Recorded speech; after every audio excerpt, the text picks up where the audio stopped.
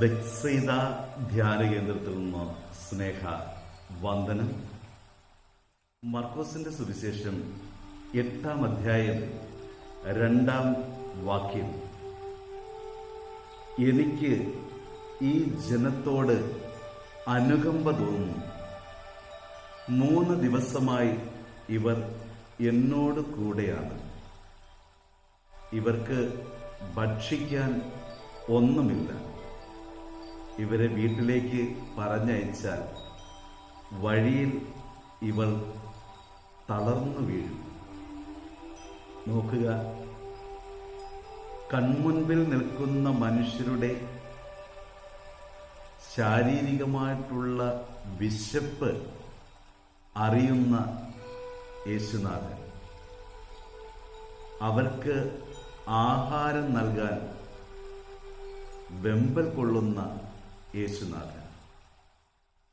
പ്രിയമുള്ള മകനെ, മകളെ, നിന്റെ ശാരീരിക വിശപ്പ് മാത്രമല്ല, നിന്റെ മനസ്സിന്റെ വിശപ്പ്, നിന്റെ ആത്മാവിന്റെ വിശപ്പ് അറിയുന്നവനാണ് യേശുനാഥൻ.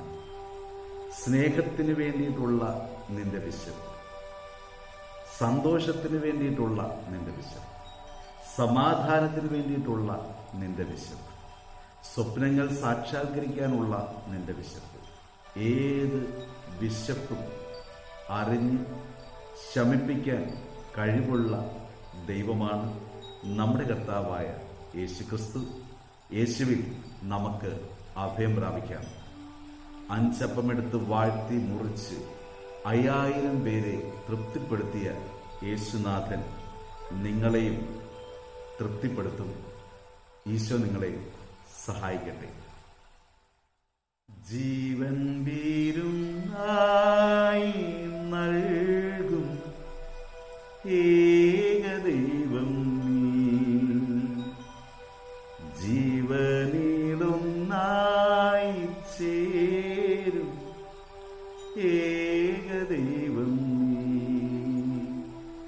സ്വർഗീയമം പാതേയമായി കാരുണ്യത്തിൻ സാഫല്യമായി ഭൂവിൽ വന്നു സ്നേഹം നൽകുന്നു നീ, ജീവൻ വീരുന്നായി നൽകും ഏകദൈവം.